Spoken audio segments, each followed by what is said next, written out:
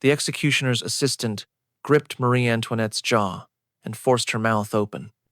It was October 16th, 1793, approximately 7 in the morning in a cell beneath the Conciergerie prison. The assistant was looking for something specific: hidden poison, a razor blade, any means by which the former Queen of France might cheat the crowd of its spectacle. He found nothing except bleeding gums where her teeth had rotted from malnutrition. He found a tongue coated white from chronic dehydration. He found the mouth of a 37-year-old woman who looked 60, whose hair had turned completely white in a single night 3 months earlier, whose body had been destroyed so systematically over the preceding 4 years that the execution scheduled for noon was almost a mercy compared to what had already been done to her. The assistant released her jaw without apology. Marie Antoinette said nothing. She had learned that speaking invited further humiliation. She had learned that silence was the only dignity left to her. She had learned these lessons through 4 years of degradation so comprehensive, so calculated, so deliberately designed to break her spirit before breaking her neck, that the guillotine's blade would be the least of what revolutionary France inflicted upon her. You know how this story ends. The blade falls, the head is raised, the crowd cheers. What you do not know, what has been deliberately obscured by 2 centuries of history that preferred the clean drama of execution to the dirty reality of prolonged torture, is what happened before that blade fell. Not in the hours before, in the years before. The systematic destruction of a human being conducted in plain sight, documented by witnesses, celebrated by crowds, and designed to demonstrate that there was no limit to what could be done to a woman once society decided she deserved it. The execution took approximately 3 seconds. What preceded it took 1,532 days. And every single one of those days contained humiliations that the history books have chosen to forget. Tonight, you will learn what the revolutionary government did to Marie Antoinette's body before they killed it, how they used her own bodily functions as instruments of degradation, how they forced her to bleed through her clothing in front of male guards who were forbidden to look away, how they denied her the basic privacy that even condemned murderers received, how they turned her children into weapons against her, coaching her 8-year-old son to accuse his own mother of violations so horrific that even the bloodthirsty Revolutionary Tribunal fell silent when the charges were read. You will learn about the libel industry that grew up around her destruction. Thousands of pamphlets describing invented depravities in explicit detail, distributed throughout France, read aloud in taverns, used as evidence in her trial despite being pure fiction. An entire economy built on imagining new ways to violate her in print before the state violated her in person. You will learn about the medical realities that no historian discusses, the hemorrhaging that soaked through her clothes during her final months, the uterine condition that caused her to bleed so heavily that guards complained about the smell, the deliberate denial of basic sanitary supplies that transformed a medical condition into a public humiliation conducted daily, hourly, continuously, for 76 days. You will learn about the Carnation Plot, the failed rescue attempt that gave her captors the excuse they needed to strip away her final protections, how they used that plot to justify 24-hour visual surveillance of her most intimate moments, how 2 guards were stationed inside her cell, not outside, ordered to watch her every second, including when she dressed, when she undressed, when she used the chamber pot, when she bled, when she wept, when she prayed. And you will learn about the trial, the 17-hour judicial theater during which her own son's coached testimony was read into the record. Testimony claiming that she had taught him to perform acts upon himself. Testimony claiming that she had used his body for her own gratification.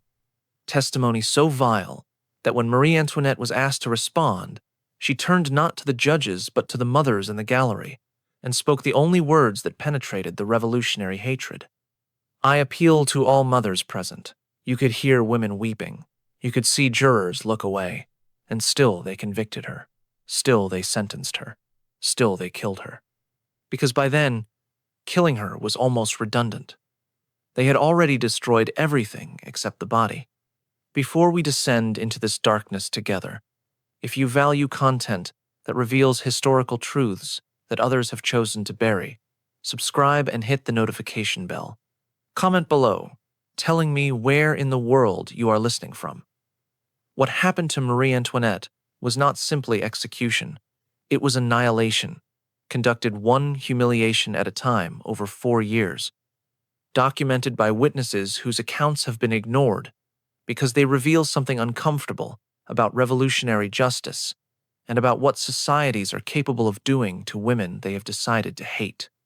Let us begin not with the prison, not with the trial, but earlier, with the industry of hatred that made everything else possible. Before they imprisoned her body, they colonized her image. The destruction of Marie Antoinette began not in 1789 with the Revolution, but in 1774 with her arrival in France, and it began with very explicit material. The pamphlets started appearing within months of her marriage to the future Louis XVI. Anonymous publications sold under tables in Parisian bookshops, distributed through networks that specialized in illegal literature, consumed by a reading public hungry for scandal about the foreign princess who had been imported from Austria to continue the Bourbon line. The first pamphlets were relatively mild. They accused her of excessive spending on fashion. They mocked her gambling losses. They questioned her intelligence.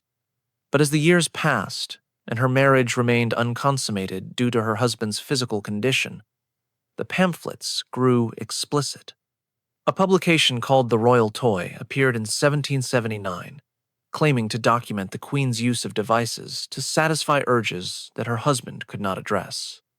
The publication included detailed illustrations. It named specific ladies in waiting as her partners. It invented a secret lesbian circle operating within Versailles, with the Queen as its insatiable center. The publication sold thousands of copies. It was translated into English, German, and Italian. It established the template that hundreds of subsequent pamphlets would follow. Explicit descriptions of invented acts, presented as factual reporting, consumed as entertainment by readers who understood they were fiction, but repeated them as truth. By 1785, a researcher named Robert Darnton has documented that more than 126 distinct libel pamphlets about Marie Antoinette were circulating in France. They accused her of relations with her brother-in-law, the Comte d'Artois. They accused her of relations with her closest friend, the Duchess de Polignac. They accused her of relations with guards, with servants, with animals, with visiting diplomats, with literally anyone whose proximity to her could fuel imagination. The pamphlet titled The Private Life of Marie Antoinette, published in 1781, ran to more than 200 pages. It provided a comprehensive sexual biography that was entirely fabricated but presented with enough specific detail that readers found it convincing. It named names. It specified dates. It described positions. It created a parallel reality in which the Queen of France spent her every waking hour pursuing degraded pleasure while her people starved. The mob arrived at Versailles on the evening of October 5th, 1789. Approximately 7,000 people, predominantly women from the Paris markets, had marched 12 miles through rain and mud to demand bread from the king. By the time they reached the palace gates, they were soaked, exhausted, and furious. Marie Antoinette was in her private apartments when she heard the first shouts. The noise built over the following hours as the crowd swelled, as torches multiplied in the darkness, as individual voices merged into a collective roar that penetrated even the thick walls of the palace. Let us take the Queen. We will make cockades from her entrails. We will cut off her head. We will tear out her heart. She tried to sleep that night, but could not. The chanting continued past midnight, punctuated by gunshots as Revolutionary Guards fired warning volleys. At approximately 5 a.m. on October 6th, a section of the mob found an unguarded entrance and flooded into the palace itself. The Queen's bodyguards, loyal members of the Garde du Corps, attempted to hold the corridor leading to her apartments. They were overwhelmed within minutes. A guard named Miomandre de Sainte-Marie was beaten to the floor. His colleague, the Marquis de Vericourt, was stabbed repeatedly and decapitated. His head was mounted on a pike and paraded through the palace halls while the mob searched for their primary target. Marie Antoinette woke to the sound of axes splintering her outer doors. She had seconds to react. Wearing only a nightgown, her feet bare against the cold marble floors, she ran through a private passage connecting her apartments to the king's. She pounded on his door. It was locked from inside. She pounded again and again, screaming for entry, while behind her the mob broke through her final door and flooded into the room she had occupied moments before. They found her bed still warm. They stabbed the mattress with pikes and swords, shredding the silk sheets, destroying the pillows where her head had rested. They were literally minutes, possibly seconds, from capturing her. When they realized she had escaped, they ransacked her apartments, taking jewelry, clothing, personal items, and several pets that they killed and displayed on pikes alongside the severed heads of her guards. The door to the king's apartments finally opened. Marie Antoinette fell inside, hyperventilating, her nightgown soaked with sweat despite the cold. Her children were brought to her. Her daughter Marie-Thérèse, 11 years old, and her son Louis Charles, 4 years old, clung to her while she shook uncontrollably. These were not underground publications read by a handful of deviants. They were mass entertainment. A pamphlet seller named Jean-François Fayel was arrested in 1787 with more than 6,000 copies of anti-Marie Antoinette explicit pamphlets in his warehouse. His customer lists, seized by police, included lawyers, merchants, minor nobility, and parish priests. The audience was everyone. The effect was cumulative and devastating. By the time the revolution began in 1789, Marie Antoinette existed in public imagination primarily as a sexual creature. Every political cartoon depicted her with exaggerated features and degrading poses. Every hostile newspaper referenced her alleged appetites. Every public speaker who wanted to attack the monarchy attacked it through her body, describing that body in terms that would be recognized as harassment if directed at any woman not already marked for destruction. A pamphlet from 1789 titled "The Austrian Woman on the Rampage" included an illustration showing the Queen in compromising positions with multiple partners simultaneously while France burned in the background. The image was reprinted on playing cards, on chamber pots, on handkerchiefs sold at public markets. Her sexualized image became a consumer product, her invented degradation something you could own and display and laugh about with friends. The psychological impact on Marie Antoinette herself can only be imagined. She knew these pamphlets existed. She saw the cartoons. She understood that millions of people had consumed detailed descriptions of her engaging in acts she had never committed with partners she had never touched. She understood that the public believed these descriptions because the public wanted to believe them, because believing them made it easier to hate her, and hating her had become the national pastime. When she finally faced trial in 1793, the prosecutors cited these pamphlets as evidence. They read passages aloud in court. They treated fiction as fact and built a capital case on fantasies created by anonymous authors for profit. The libel campaign had achieved its ultimate purpose. It had transformed a woman into a monster, and monsters deserve whatever is done to them. But the pamphlets were only the beginning. What happened at Versailles in October 1789 demonstrated what the hatred they had cultivated could produce when it took physical form, but safety was temporary. The crowd demanded that the royal family appear on the balcony. The king complied, stepping out to face thousands of people calling for his death. Then the chant changed. The Queen. We want the Queen. We want her alone. The Marquis de Lafayette, commanding the National Guard and attempting to prevent massacre, urged her to appear. She understood what he was asking. She was being commanded to stand alone before people who had just tried to murder her, who were still carrying the heads of her guards on pikes, who had spent years consuming explicit pamphlets about her body, and now wanted to see that body in person. She stepped onto the balcony. The roar that greeted her was inhuman. 7,000 voices screaming their hatred at a woman in a nightgown standing perhaps 30 feet above them. She could see the pikes. She could see the blood. She could smell the mob, thousands of unwashed bodies pressed together, their collective breath rising as steam in the cold morning air. She stood there for approximately 2 minutes. She did not speak. She did not wave. She simply stood, her hands clasped before her chin raised, her face showing nothing that the crowd could interpret as either defiance or submission. Lafayette, recognizing that the moment required some gesture, took her hand and bowed over it, kissing it in a display of chivalry that somehow, miraculously, shifted the crowd's mood. The chanting changed. Long live the Queen. The shift was not affection. It was the temporary satiation of predators who had seen their prey submit. They had wanted her fear, and her appearance had given them something close enough to satisfy for the moment. But the moment did not last.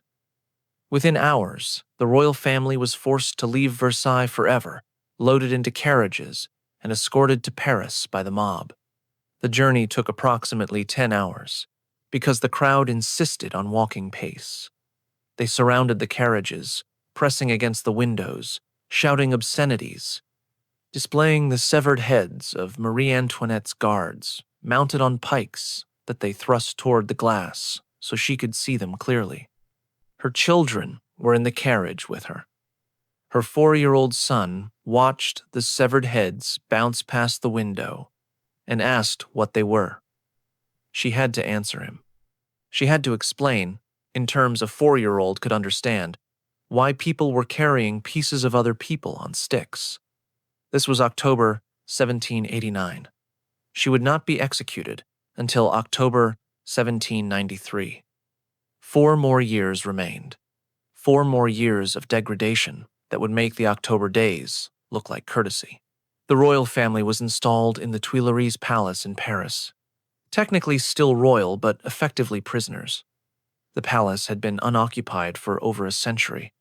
It smelled of mildew and decay. Rats had colonized entire wings. The furniture was broken, the tapestries rotted, the plumbing non-functional. Marie Antoinette's apartments were assigned on the ground floor, with windows facing the public gardens where crowds gathered daily to observe and harass. The windows could not be curtained during daylight hours by order of the National Assembly. The Queen was required to be visible at all times. Privacy, even within her own rooms, was prohibited. Guards were stationed inside her apartments, not just outside. They changed shifts every few hours, ensuring that she was never with the same men long enough to develop any relationship, any routine, any sense of normalcy.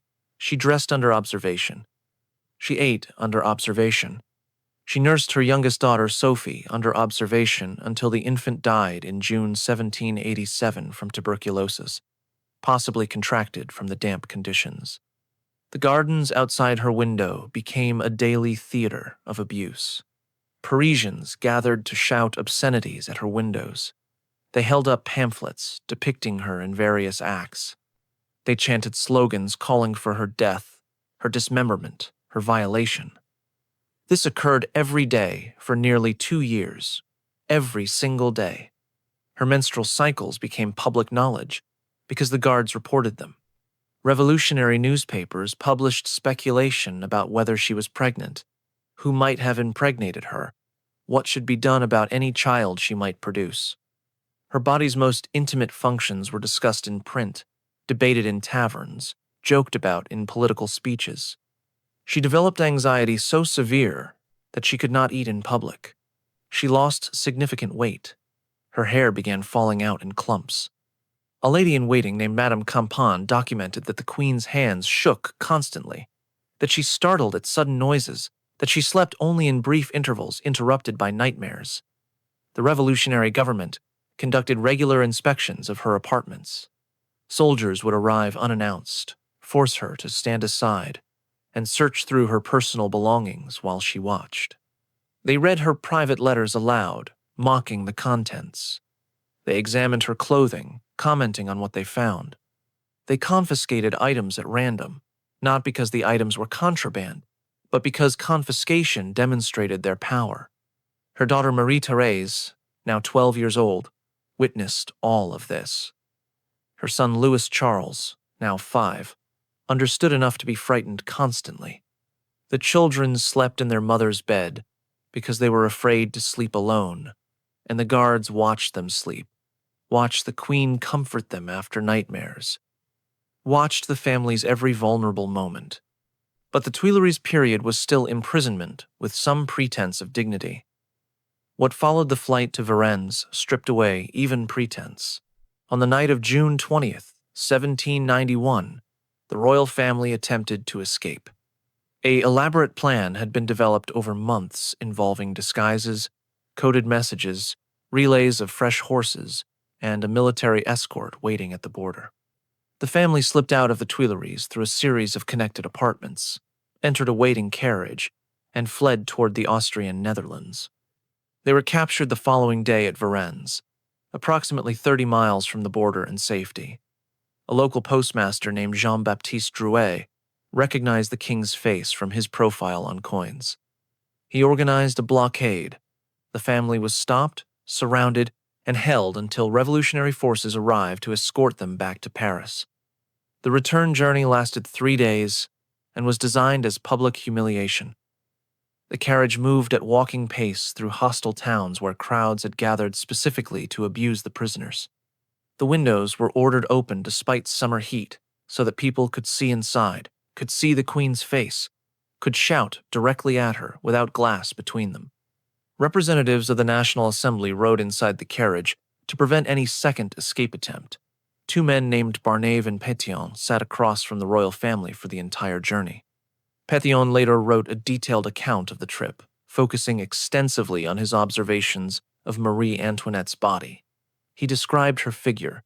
He described her complexion. He described moments when her dress shifted to reveal portions of her legs. His account reads like the observations of a predator, cataloging prey. At every stop, crowds pressed against the carriage. They spat through the open windows. They threw garbage. They reached inside to touch the prisoners, to grab at their clothing, to pull the queen's hair. The children screamed. Marie Antoinette tried to shield them with her body, while hands grabbed at her from every direction. The journey ended in Paris on June 25th. The carriage entered the city through streets lined with silent crowds. The National Assembly had ordered silence, not out of respect, but as demonstration of power. No one was permitted to cheer or jeer. The population stood mute while the captured family passed, a collective shunning more devastating than any noise could have been. From this point forward, the pretense of royalty ended. The king was suspended from his functions. The queen was officially designated a prisoner. The surveillance that had been oppressive became absolute. And the libel industry entered its most productive phase, publishing detailed accounts of what had supposedly happened during the flight, inventing orgies that had occurred in the carriage, creating elaborate fictions about the queen's activities during the stops along the way. A pamphlet titled "The Royal Orgy at Varennes" appeared within weeks. It claimed that Marie Antoinette had used the journey to satisfy appetites with her guards, with peasants along the route, with multiple partners simultaneously while her children supposedly slept. The pamphlet sold over 20,000 copies. It was read aloud at revolutionary club meetings. It was cited in speeches calling for her death. Pure fiction became evidence, and evidence became justification for what was coming. But before the trial, before the conciergerie, the family faced another prison, a prison where the true destruction of Marie Antoinette as a mother began. On August 10th, 1792, the Tuileries was stormed. The royal family fled to the National Assembly for protection and was promptly imprisoned in the Temple, a medieval fortress in northern Paris that had once belonged to the Knights Templar. The temple was deliberately chosen for its ugliness. A massive stone tower surrounded by high walls, it was dark, cold, and completely isolated from the outside world. The royal family was installed in the smaller tower initially, then moved to the larger tower as security increased. Guards were everywhere. Privacy was nowhere. Marie Antoinette's apartments in the temple consisted of 2 small rooms with minimal furniture. A bed, a table, a few chairs, a screen behind which she was theoretically permitted to dress, though guards often moved it or ignored it entirely. The windows were barred and positioned too high to see outside. The only view was stone walls and armed men. The king was separated from his family during the day, permitted to join them only for meals. Even these meals were observed by guards who stood in the room watching every bite, every word, every interaction. The family could not have a private conversation. They could not express affection without witnesses. They could not grieve together when grief was warranted. And grief came quickly. On September 2nd, 1792, the September massacres began. Revolutionary mobs stormed Paris's prisons and murdered approximately 1,200 prisoners over 5 days. The Queen's closest friend, the Princesse de Lamballe, was among them. Marie Antoinette had known the princess since they were teenagers. They had been inseparable at Versailles. The revolutionary press, of course, had portrayed their friendship as sexual, publishing pamphlets describing invented encounters between them.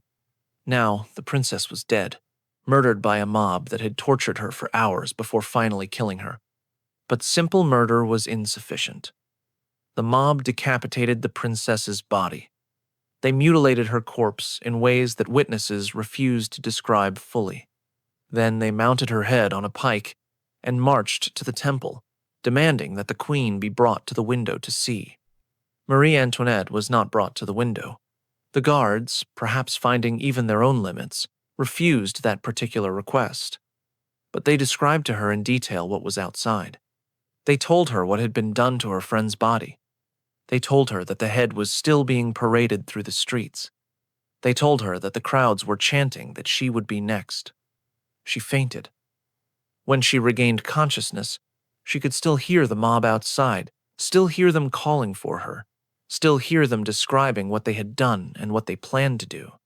The sound continued for hours. The head of her closest friend remained visible to the guards throughout, who provided updates on its condition as the day progressed. This was September 1792. The king would be executed in January 1793. Marie Antoinette would remain in the temple until August 1793. 11 more months in that fortress. 11 more months of daily degradation that escalated continuously. But the worst was yet to come. The worst involved her son. On July 3rd, 1793, at approximately 10 in the evening, officials arrived at Marie Antoinette's cell in the temple. They had orders from the Committee of Public Safety.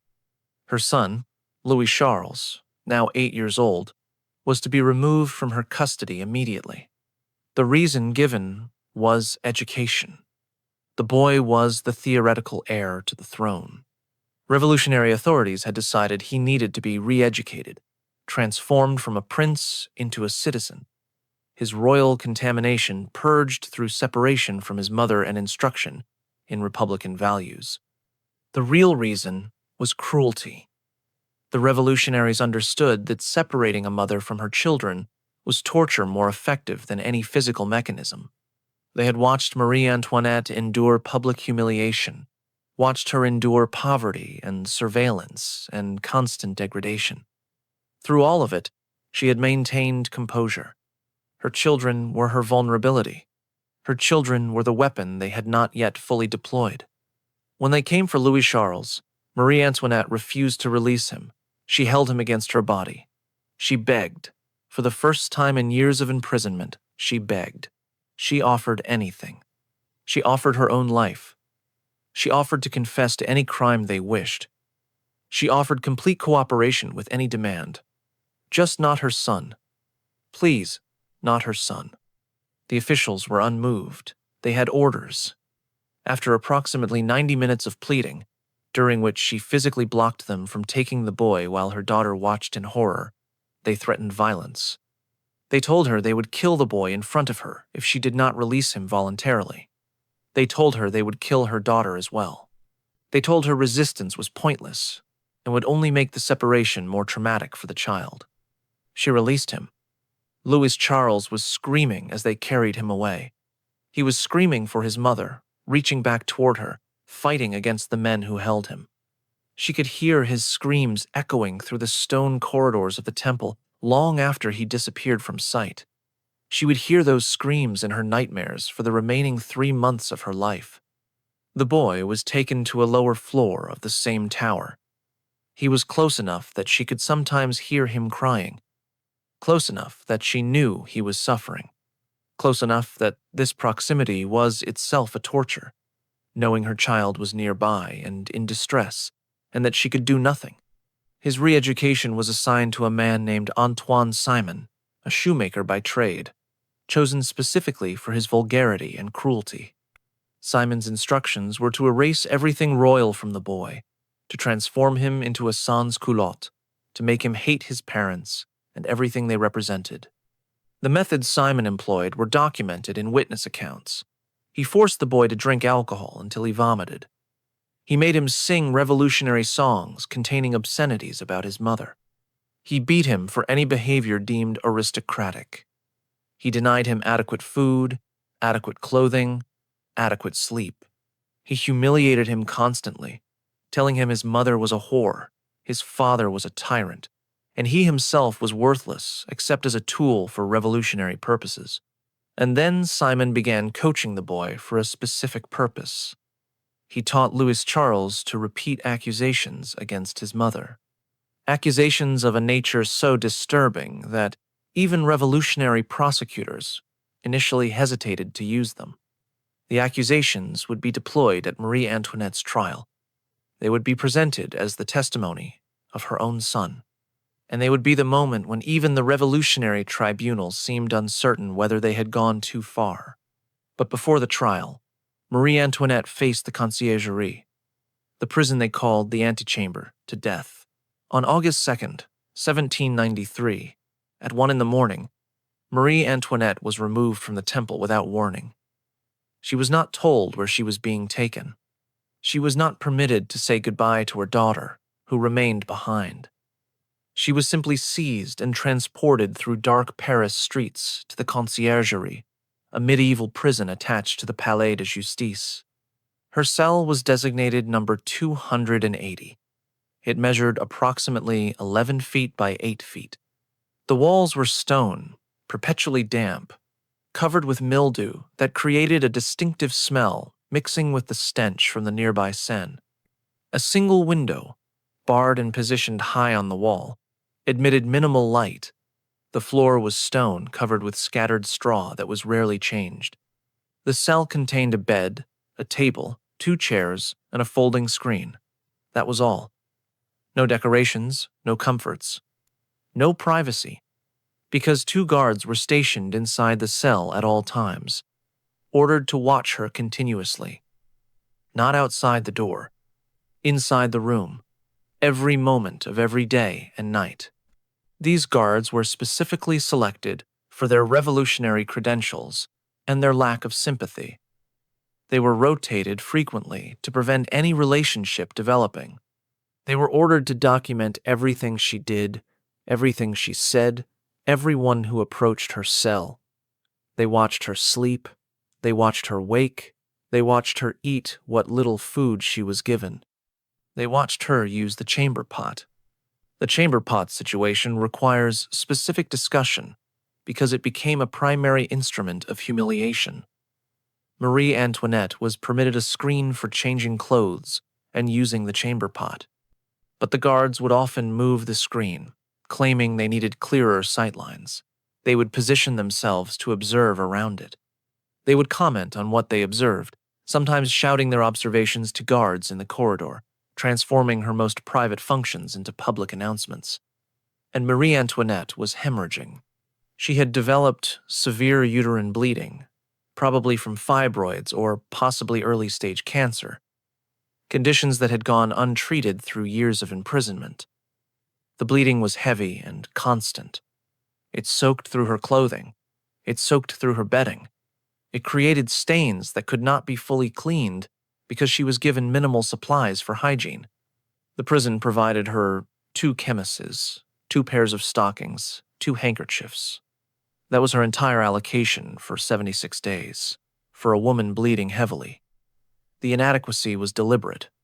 The humiliation was intentional. Guards commented on the smell. They complained about having to observe a woman in her condition. Their complaints were passed up the chain of command and ignored. The bleeding and its visibility were part of the punishment. A young woman named Rosalie Lamorlière was assigned to serve Marie Antoinette in the conciergerie. She was one of the few people permitted to approach the prisoner, bringing meals and providing minimal assistance. Rosalie later documented what she witnessed. The former queen, she wrote, was white as her own linen. Her face was swollen from constant weeping. Her hair, which had been brown and later white, was now falling out in clumps. She could not keep food down. She vomited most of what she ate. She was often too weak to rise from bed. But when she did rise, she would stand perfectly straight, walk slowly, speak softly, and maintain a composure that seemed impossible given what she was enduring. Rosalie also documented the bleeding. She described helping Marie Antoinette change her clothing, finding it soaked through. She described the inadequacy of supplies. She described the guards watching these changes, watching the blood, watching the former queen struggle to maintain dignity while her body failed her in the most visible ways possible. The revolutionary government could have provided medical care. They could have provided adequate hygiene supplies. They could have granted the minimal privacy that any human being requires for bodily functions. They deliberately chose not to. The suffering was the point. The humiliation was the purpose. The slow public destruction of Marie Antoinette's physical dignity was the entertainment. But the conciergerie was merely preparation. The trial was coming, and the trial would deploy the weapon they had been preparing for months. In early September, a minor nobleman named Alexandre de Rougeville managed to enter Marie Antoinette's cell disguised as a National Guard inspector. He dropped a carnation flower on the floor. Hidden inside the flower was a tiny note proposing an escape plan. Marie Antoinette retrieved the note after Rougeville left. She read it. She attempted to respond by pricking letters into a piece of paper with a pin, creating a message visible only when held to light at certain angles. But one of the guards, a man named Gilbert, discovered her working on the message. The carnation plot, as it became known, was pathetically inadequate as an escape plan, but for revolutionary authorities, it was a gift. It provided justification for removing her final protections, for implementing surveillance so total that every aspect of her existence became visible to her captors. Following the plot's discovery, Marie Antoinette was moved to a different cell, smaller and even more exposed. The screen that had provided minimal privacy was removed entirely. She was now required to dress, undress, and perform all bodily functions in full view of guards who were explicitly ordered never to look away. The guards were increased from 2 to 4. They were given permission to search her person at any time for any reason. These searches were conducted multiple times daily. They required her to stand while hands examined her clothing, her hair, her body for hidden messages or weapons. The searches were thorough in ways that exceeded any security justification. Her correspondence was suspended entirely. She could no longer send or receive letters. She was forbidden from speaking to anyone except her guards and the servant Rosalie. She was completely isolated from the outside world, from her daughter still in the temple, from anyone who might offer comfort or hope. The Committee of Public Safety used the carnation plot to accelerate their plans. A trial date was set. Witnesses were assembled. Evidence was compiled. And the special testimony, the accusations from her own son, was finalized for presentation. The trial began on October 14th, 1793. It was designed not to determine guilt, but to perform it. Marie Antoinette was brought before the Revolutionary Tribunal at 8 in the morning on October 14th. She had not slept the night before. She had been permitted no counsel until the previous evening, when 2 lawyers were assigned to her case with approximately 12 hours to prepare. The tribunal chamber was packed with spectators who had waited hours for admission. The seats were filled with revolutionary partisans, with members of political clubs, with curious citizens who wanted to witness history. Among them were women from the Paris markets, women who had marched to Versailles 4 years earlier, women who had been told for years that this Austrian woman was responsible for their suffering. Marie Antoinette wore a simple black dress, the same dress she had worn since her husband's execution 9 months earlier. The dress was visibly worn, stained in places, inadequate for the cold October morning. Her hair, white and thin, was covered by a plain cap. She looked old, ill, fragile. She looked nothing like the queen of the pamphlets, nothing like the monster they had constructed. The president of the tribunal, a man named Armand Marshal Joseph Herman, read the charges: treason, conspiracy with foreign powers, depleting the national treasury, crimes against the French people. Each charge was presented with theatrical gravity, each accusation drawing murmurs and shouts from the audience. Then came the witnesses. 41 witnesses had been assembled, a parade of servants, former courtiers, revolutionary officials, and anonymous informants. Their testimony was a mixture of genuine grievance, political performance, and outright fabrication. A former servant testified that Marie Antoinette had sent millions to her brother, the Austrian emperor. He provided no evidence. He could not specify amounts or dates. He simply stated it as fact, and the tribunal accepted it as fact. A revolutionary official testified that she had encouraged the king to resist the Constitution. His evidence was that she had been present at meetings where the king expressed reluctance. Her presence was her guilt. Her proximity was her crime. An anonymous witness testified that she had orchestrated the massacre of Swiss guards on August 10, 1792. The witness provided no direct evidence, only assertion. The assertion was sufficient. Marie Antoinette was permitted to respond to each witness. Her responses were brief and pointed. She denied sending money to Austria. She denied encouraging resistance to the Constitution. She denied orchestrating any violence. Her denials were calm, her voice steady, her manner suggesting exhaustion rather than defiance. The prosecutor, a man named Antoine Quentin Fouquier Tinville, performed his role with evident relish. He interrupted her denials. He mocked her answers. He played to the crowd, turning the trial into entertainment where her guilt was the punchline. The first day ended after midnight. Marie Antoinette was returned to her cell. She had been questioned for 17 hours with only brief breaks. She had been permitted no food during the proceedings. She was expected to return in 6 hours for the second day. But the second day would bring something different. The second day would bring the testimony that silenced even the revolutionary crowd. On the morning of October 15th, the trial resumed with the remaining witnesses. Most repeated variations of the previous day's accusations: treasury depletion, foreign conspiracy, aristocratic arrogance. The charges blurred together after hours of repetition. Then the prosecutor introduced the final category of evidence: evidence concerning the widow Capet's moral corruption, evidence that had been obtained from a witness with unique access to the accused, her own son. The testimony had been extracted from Louis Charles over several months of Simon's custody. The boy had been manipulated, coerced, possibly tortured into signing statements that accused his mother of crimes almost too disturbing to articulate. Now, those statements were read into the record. The prosecutor held up the document. He paused for effect, allowing the chamber to quiet.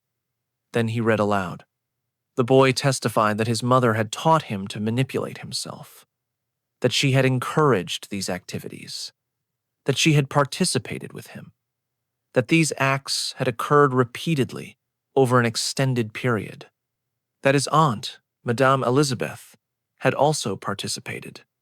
The chamber fell absolutely silent. Even the revolutionary partisans, even the Tricheteuses who knitted beside the guillotine and cheered at executions, even they stopped what they were doing. Some looked away, some shook their heads. A few women began quietly weeping. The accusation was so extreme, so vile, that it had overreached. By deploying this weapon, the prosecution had revealed itself. The testimony was obviously coerced. The child was obviously being used. The cruelty had become visible even to those who wanted the queen dead. Herman, the tribunal president, asked Marie Antoinette if she wished to respond. For several seconds, she did not speak. Witnesses described her face as transformed, as showing emotion for the first time in days of proceedings. Not fear, not shame. Something closer to utter contempt for those who had done this to her son, who had corrupted a child to wound his mother. Then she stood.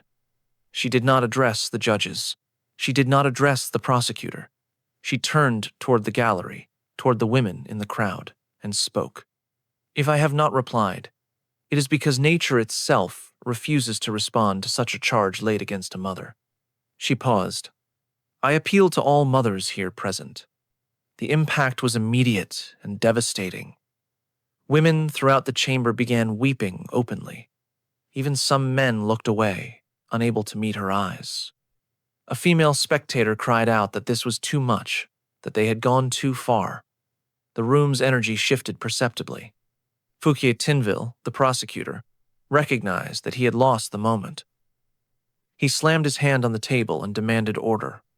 He rushed through the remaining proceedings, cutting short further questioning, moving quickly to concluding statements.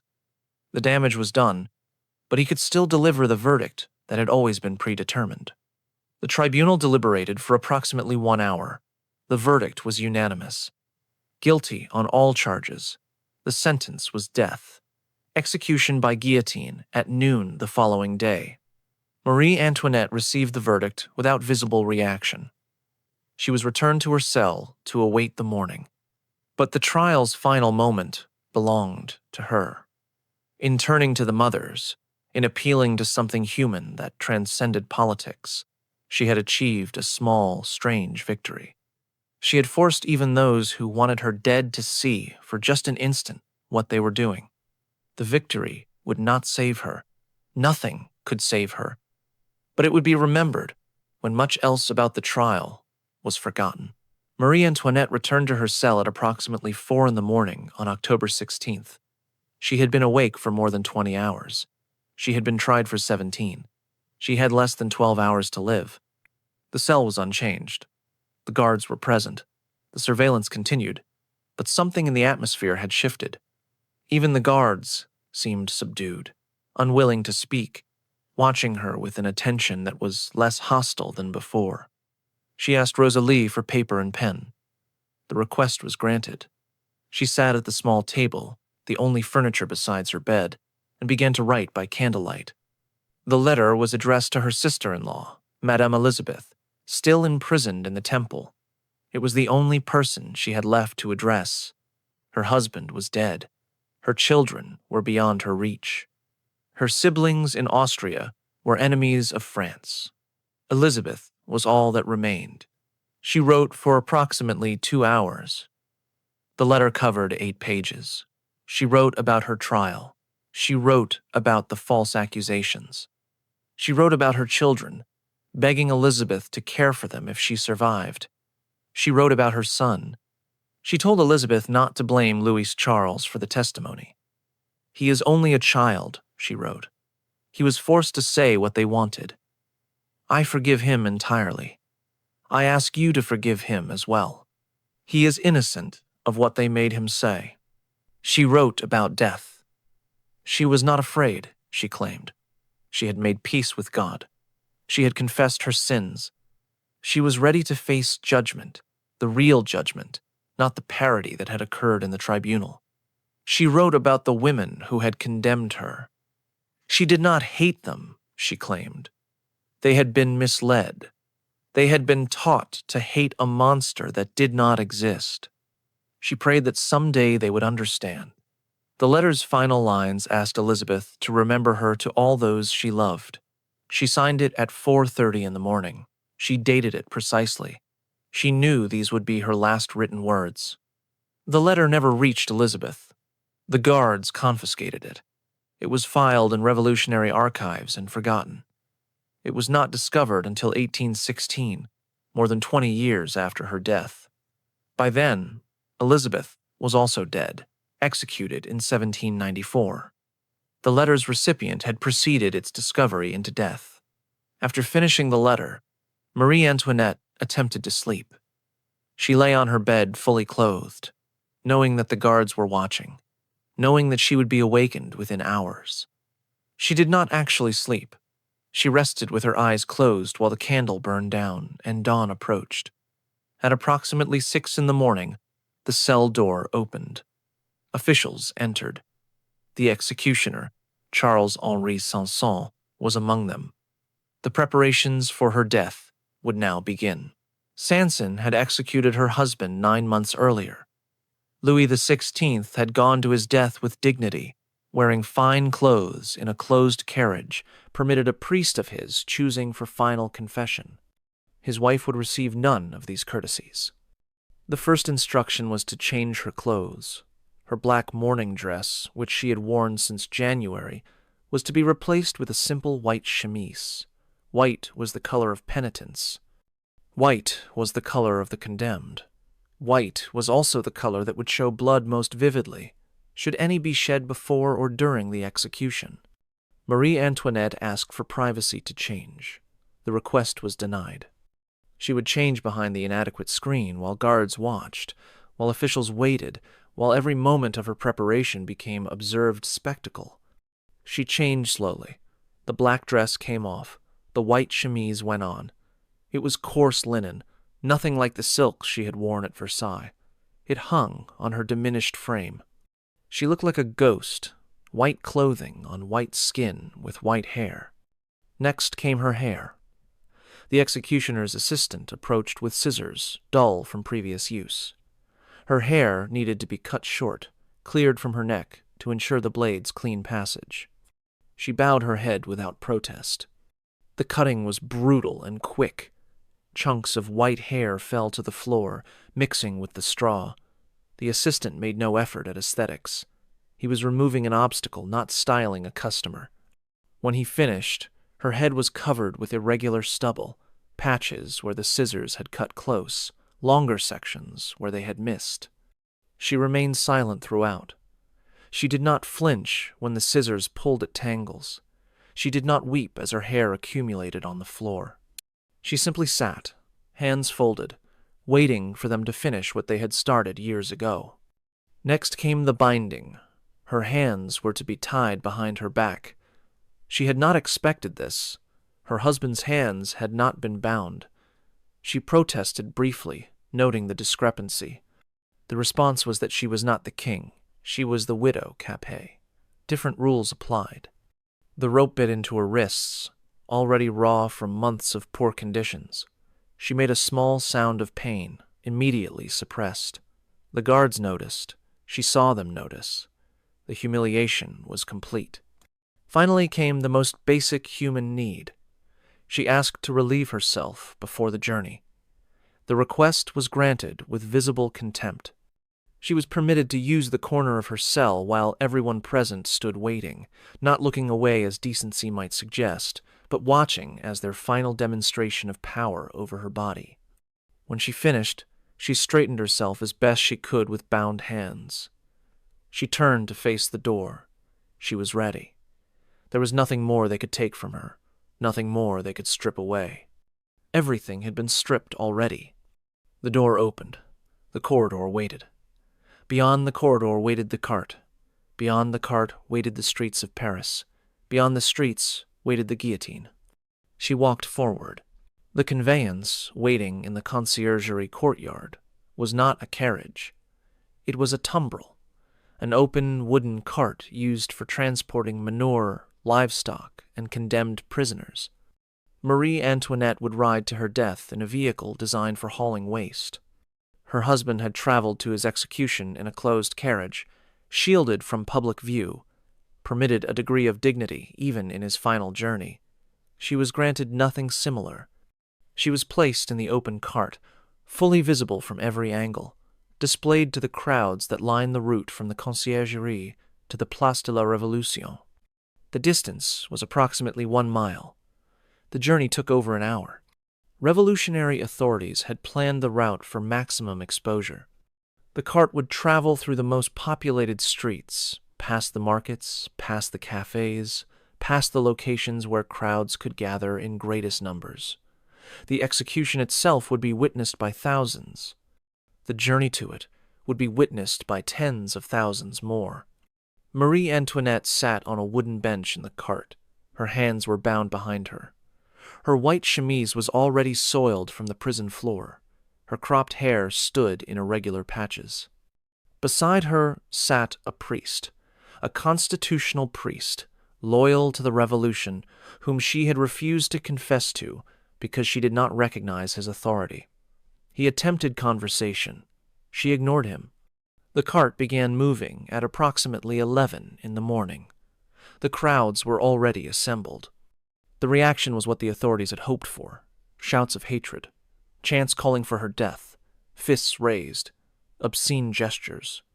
People pressing against the guards who lined the route, trying to get closer, trying to touch her, trying to throw things. The atmosphere was carnival and execution simultaneously. She sat motionless through all of it. Her face showed nothing.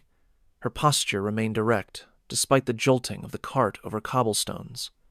She looked straight ahead, not making eye contact with the crowd, not acknowledging their existence except by surviving their attention. At one point, the cart passed an artist perched on a balcony, sketchbook in hand. Jacques-Louis David, the painter of the Revolution, was documenting her final journey. He captured her in a few quick strokes: the rigid posture, the cropped hair, the hollow face, the bound hands. The sketch would become one of the most famous images of the Revolution, the Queen reduced to a crude drawing in her final hour. The cart continued through the Rue Saint-Honoré, past shops that had once supplied her with luxuries, past buildings where she had once been welcomed as honored guest. Everything she passed reminded her of what she had lost, of the distance between the gilded halls of Versailles and this wooden cart hauling her to death. As they approached the Place de la Révolution, the crowd's noise increased to overwhelming volume. Thousands of people had gathered in the square, pressing against barricades, climbing on monuments for better views. The guillotine stood at the center, elevated on a platform so all could see. Its blade glinted in the October Sunday.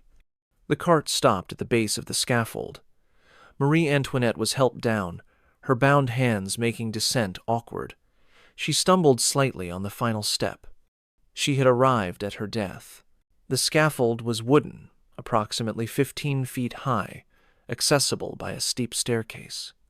The guillotine itself stood at the center, its vertical posts framing a blade that hung suspended above a wooden plank where prisoners were strapped before execution. Marie Antoinette climbed the stairs without assistance. This was difficult with bound hands, requiring careful balance on each step. The crowd watched her ascent, silent now, the shouting having subsided into something more like collective breath-holding. At the top, she crossed the platform toward the guillotine. Her movements were slow but steady. She gave no indication of fear. Witnesses later described her demeanor as serene, as calm, as unnervingly composed for someone seconds from death. Then she stepped on the executioner's foot. It was accidental. She had not seen him in her path. Her shoe caught his, causing him to stumble slightly. She stopped immediately and spoke her final words. "Pardon me, sir. I did not do it on purpose." An apology. Her last words were an apology to the man about to kill her. Not a political statement, not a prayer, not a curse against her enemies, an apology for stepping on someone's foot. The words silenced the crowd entirely. Thousands of people stood mute, processing what they had just heard. The woman they had been taught to hate, the monster of the pamphlets, the Austrian she-wolf of their propaganda, had just apologized for a minor accidental contact, had just demonstrated courtesy toward her executioner, had just displayed more grace in her final seconds than most of them would manage in their entire lives. The assistants positioned her against the guillotine. The wooden plank was tilted forward. Her neck was placed in the groove cut to receive it. A wooden brace locked her head in position. She could see nothing now except the basket, positioned to catch her head. She could feel the October air on her exposed neck. She could hear the crowd, still silent, waiting. The blade fell. The mechanism was designed for speed. Less than 1 second elapsed between release and impact. The blade severed her head cleanly, as it was designed to do. Blood sprayed across the platform. Her body convulsed once and was still. The executioner's assistant lifted her head by its cropped hair and displayed it to the crowd. This was tradition. This was expected. This was the moment when crowds typically cheered. The cheer was muted. Some shouted approval. Some remained silent. Some wept. The reaction was nothing like the bloodthirsty triumph that had greeted other executions. Something about her final moments, the apology, the composure, the simple humanity of a clumsy step and a polite response, had shifted the energy. Her body was loaded into a cart, along with her head. She was transported to the Madeleine Cemetery and buried in an unmarked mass grave. No ceremony, no marker, no acknowledgement that a Queen of France had been deposited in that ground. She was 37 years old. She had been queen for 19 years. She had been a prisoner for 4. She had been systematically destroyed, piece by piece, dignity by dignity, for far longer than that. But the destruction had not worked entirely.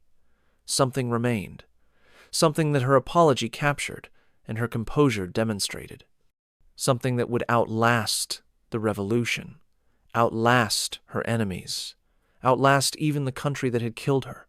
Marie Antoinette died, not knowing what would become of her children. Her daughter, Marie Therese, remained imprisoned in the Temple.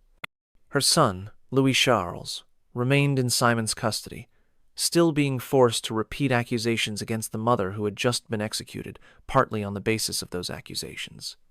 Marie Therese would survive. She remained imprisoned until 1795, when she was exchanged for French prisoners held by Austria. She would live until 1851, dying at age 72. But she never recovered from what she had witnessed. She never recovered from the separation from her mother, from the sounds of her brother's mistreatment echoing through the temple walls, from the knowledge of what had been done to her family. She would later write memoirs describing her imprisonment. The memoirs are notable for their restraint, for what they do not say about the degradations she witnessed and experienced. The gaps in her narrative speak louder than her words. Louis Charles would not survive. After his mother's execution, his treatment worsened. Simon's supervision ended in January 1794, but the boy's conditions did not improve. He was left largely alone in a dark cell, provided minimal food, denied medical care as his health deteriorated. He developed tuberculosis. He developed scrofula. He developed infections that went untreated. By the spring of 1795, he was dying. Revolutionary authorities finally sent physicians to examine him, but it was far too late. On June 8, 1795, Louis Charles died in the Temple. He was 10 years old. The official cause of death was tuberculosis. The actual cause was prolonged abuse, malnutrition, medical neglect, and the systematic destruction of a child for political purposes. He had been weaponized against his mother, forced to speak words that helped kill her, and then discarded when his usefulness ended. His body was examined by several physicians who documented his condition. Their reports describe a child whose body showed evidence of prolonged suffering, whose organs were damaged by disease that proper care could have prevented, whose death was the final chapter in a family's annihilation. His heart was removed during autopsy and preserved by one of the physicians. It passed through various hands over the following 2 centuries. In 2004, DNA testing confirmed that the preserved heart belonged to Louis Charles. It was finally interred in the royal crypt at Saint-Denis in 2004, 209 years after his death. The boy who had been forced to accuse his mother of crimes against him was finally laid to rest near the mother he had been made to condemn. Marie Antoinette's remains lay in the Madeleine Cemetery for over 20 years. The grave was unmarked. The location was known only to the grave diggers who had buried her and a few officials who had documented the interment. In 1815, after the restoration of the Bourbon monarchy, King Louis XVIII ordered a search for the remains of Louis XVI and Marie Antoinette. The king who had been executed in January 1793 and the queen who had followed him in October were somewhere in the cemetery's mass graves. Finding them required excavation of multiple sites. The search team worked through several locations before identifying remains that matched the descriptions. A skeleton believed to be Marie Antoinette was identified partly through fragments of garters that had survived decomposition. The garters were the type she had been known to wear. Other remains were identified as those of Louis XVI based on similar circumstantial evidence. The identifications were accepted despite being based on minimal evidence. The political need to recover the royal remains outweighed scientific certainty. The skeletons were reinterred at the Basilica of Saint-Denis, the traditional burial place of French monarchs, in January 1815. A monument was later erected at the Place de la Concorde, formerly the Place de la Révolution, where the executions had occurred. The guillotine's location is now occupied by the Luxor obelisk, an Egyptian monument gifted to France in 1833. The site where Marie Antoinette died is unmarked. Tourists pass it daily without knowing. The conciergerie still stands. Marie Antoinette's cell has been preserved, though preserved is generous. It was converted into a chapel in the 19th century, then restored to something approximating its prison state for tourists. The original cell was smaller and more squalid than the current presentation suggests. The reality was worse than the memorial allows. The revolutionary government that killed Marie Antoinette did not survive much longer than she did. Robespierre, who had signed her death warrant, was himself executed in July 1794, less than a year after her death. The Reign of Terror consumed its own architects. The revolution devoured its children.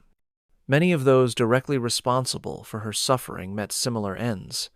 Fouquier Tinville, the prosecutor who had read her son's accusations into the record, was executed in May 1795. Herman, the tribunal president, was executed alongside him. The machinery of revolutionary justice turned against its operators. Antoine Simon, the shoemaker who had tortured Louis Charles and coached his testimony, was arrested in January 1794 and executed in July of the same year. He went to the guillotine, protesting his loyalty to the revolution, unaware that his death was the revolution's commentary on his methods. The libel industry collapsed with the revolution's end. The publications that had circulated in hundreds of thousands of copies became collectors' curiosities, then historical artifacts, then subjects of academic study. The hatred they had manufactured dissipated when the political conditions that had cultivated it disappeared. Marie Antoinette's reputation underwent rehabilitation almost immediately after her death. The emotional resonance of her final moments, the apology to her executioner, the appeal to mothers at her trial, the composure throughout her destruction, these elements transformed her from villain to martyr in popular memory. Within decades, she was the subject of sympathetic biographies, romantic plays, idealized paintings. The woman who had been accused of every depravity became a symbol of dignity under persecution. The queen, who had been blamed for France's problems, became a victim of France's violence. The transformation was excessive in its own way. The sympathetic accounts erased her political misjudgments, her resistance to reform, her role in decisions that contributed to revolutionary conditions. She became too pure in rehabilitation, just as she had been too corrupt in condemnation. The truth is more complicated. She was neither the monster of the pamphlets nor the saint of the romantic biographies. She was a woman placed in impossible circumstances, destroyed by a system that needed someone to destroy, and capable of extraordinary grace even as that destruction consumed her. What happened to Marie Antoinette was not unique. It was a template, a demonstration of what societies are capable of doing to women they have decided to hate. The defamation campaign that preceded her destruction has been repeated countless times in subsequent centuries. Women in public life continue to face sexualized attacks designed to dehumanize them, to reduce them to bodies, to make them easier to hate by making them easier to imagine in degrading circumstances. The public humiliation she endured, the surveillance, the denial of privacy, the transformation of bodily functions into spectacle. These techniques have been refined and applied to women deemed enemies in countless contexts since. The methods evolve. The purpose remains constant. The weaponization of her children, the coerced testimony, the corruption of a child to wound his mother, this too has been repeated. Authorities have learned that attacking women through their maternal bonds is devastatingly effective. The technique persists because it works. The mob violence, the invasion of her bedroom, the display of murdered friends' remains, the years of threats that preceded the actual execution, these represent another template.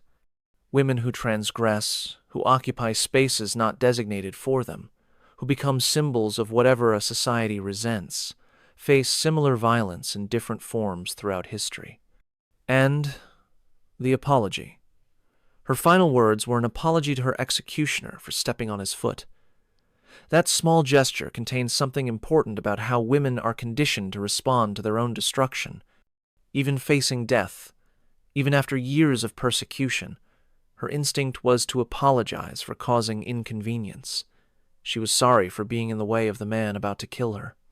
The moment is often presented as evidence of her nobility, her grace, her inherent dignity, and it was all of those things. But it was also evidence of what she had been trained to be throughout her life, a woman whose first instinct, even in extremity, was to smooth over discomfort she had caused a man. That training did not fail her. It served her in her final moment, providing a gesture of humanity that resonated with the crowd and echoed through history. But we should notice that even Marie Antoinette, Queen of France, facing execution after years of persecution, apologized to a man for her own existence in his space. The systematic destruction of Marie Antoinette took 4 years.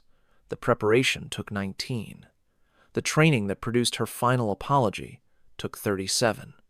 Everything that happened to her was deliberate, calculated, and designed to achieve specific effects. She survived all of it, in a sense.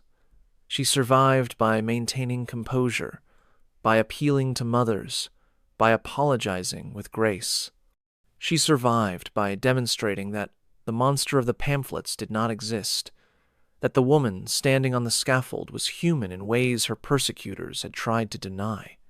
She did not survive physically. The blade fell. The head was raised. The body was buried in an unmarked grave. But something survived that the revolution could not kill. Something that made her remembered as a symbol of persecution rather than a deserving target. Something that turned her destruction into an indictment of those who destroyed her. That something was what they tried hardest to eliminate, her humanity. They failed. In the early morning hours of October 16th, 1793, Marie Antoinette finished writing a letter to her sister-in-law that would not be delivered for 23 years. She wrote about her children, about her faith, about her hope that she would be remembered not as the monster of the pamphlets, but as she truly was. She was a woman who made political mistakes, who resisted reforms that might have prevented revolution, who lived extravagantly while her country struggled, who embodied everything the revolution needed to destroy in order to justify its own violence. She was also a woman who endured 4 years of systematic destruction designed to break her spirit before breaking her neck, who watched her husband executed, who had her children torn from her arms, who faced her own son's coerced accusations in a public trial designed as entertainment, who bled through her clothing in front of guards forbidden to look away, who maintained dignity through degradations specifically designed to make dignity impossible. She was both of these women. The history that treats her as only one or the other is incomplete. The revolutionary government tried to erase her. They denied her a grave marker. They destroyed her letters. They dispersed her remains among anonymous dead. They believed that killing her would kill everything she represented, that the hatred they had manufactured would outlast any memory of the woman herself. They were wrong. 230 years later, her story still resonates. Not because she was perfect, not because she was innocent, but because what was done to her reveals something important about what societies are capable of doing to those they decide to hate, about how dehumanization is manufactured, about how destruction is systematized, about how bodies are used as battlegrounds for political conflicts that have nothing to do with the people inhabiting those bodies. She died, apologizing to her executioner. The apology was gracious and human and impossible to forget. But she should not have had to apologize. She should not have been there at all, standing on that scaffold, wearing that white chemise, her hands bound behind her, her body failing, her children stolen, her life already destroyed by everything that preceded the blade. The blade fell at 12:15 in the afternoon. Her death took 3 seconds. Her destruction had taken years. What they did to Marie Antoinette before the guillotine was worse than you thought, because the guillotine was almost mercy compared to everything else, because the blade was quick and clean and final, because what preceded it was prolonged and deliberate and designed to make death seem like relief. She found that relief on October 16th, 1793. She found it on a wooden scaffold in a public square, surrounded by thousands who had gathered to watch her die, who had been taught for years to hate her, who fell silent when she apologized for stepping on a foot. The silence was the closest thing to justice she received. If you found this account valuable, subscribe and hit the notification bell. Share this video with anyone who thinks they know Marie Antoinette's story. Comment below telling me what you think about how history has treated her memory. She was not the monster they created. She was not the saint her defenders imagined. She was a woman who endured destruction that most of us cannot imagine and who maintained something human through all of it. That something is what survives. That something is what her killers could not destroy. That something is what echoes through 230 years to reach us here, now, still asking what kind of society destroys women like this and calls it justice. See you in the next video, where we will continue uncovering the buried truths that reveal what power does when it decides someone deserves to suffer.